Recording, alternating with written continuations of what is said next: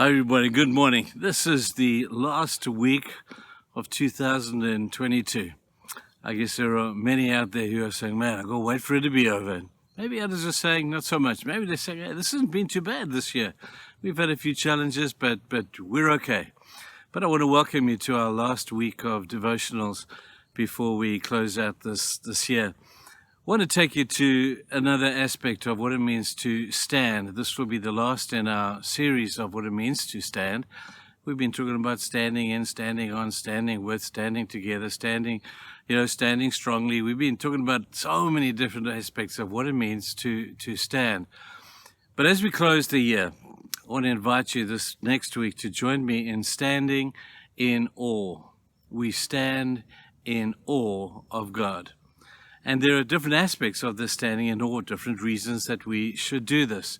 So I want to talk you through some of these things as we close out the year.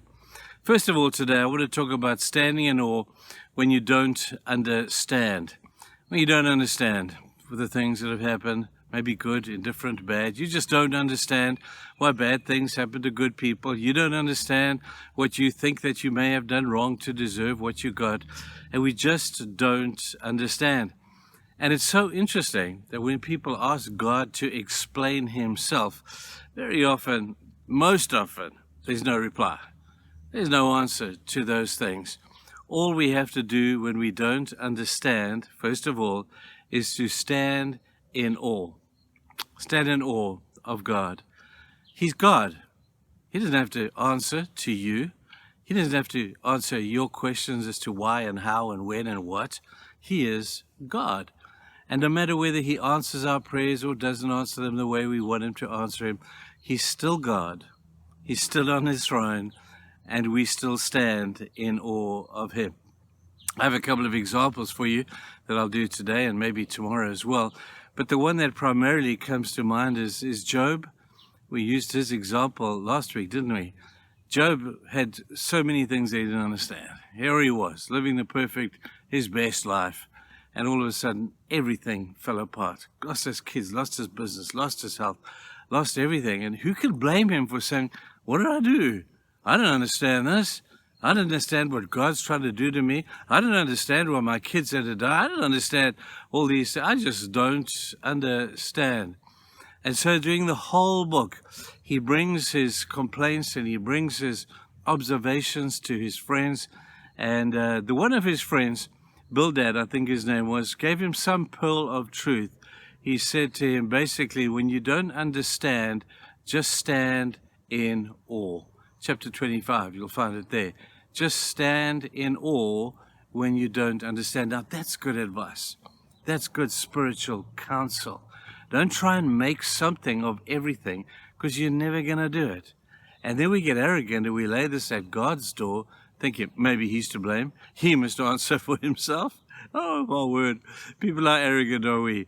We stand in awe when we don't understand.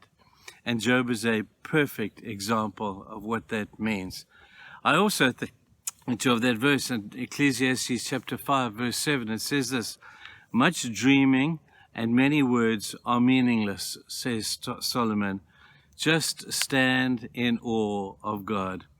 You can come with your thoughts, you can come with your philosophies, you can come with your ideologies, you can come with your sermons, you can come with your quotes. But whatever happens at the end of the day, there probably won't be many answers, so just stand in awe. In the last few chapters of the book of Job, coming back to him, he began to ask certain things of God, and God at last couldn't control himself. He answered Job. Let me just read you a couple of things that God said to Job. I'm just going to read a couple. God took a couple of chapters to write this stuff. He said to Job, Job, where were you when I laid the earth's foundation? Tell me if you understand. Who marked off its dimensions?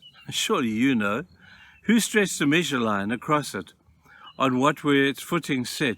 Or who laid its cornerstones?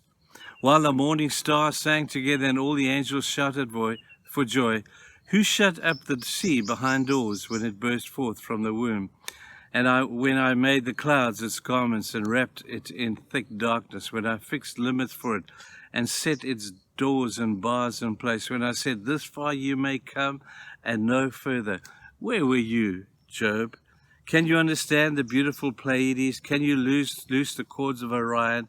Can you bring forth the constellations in their season?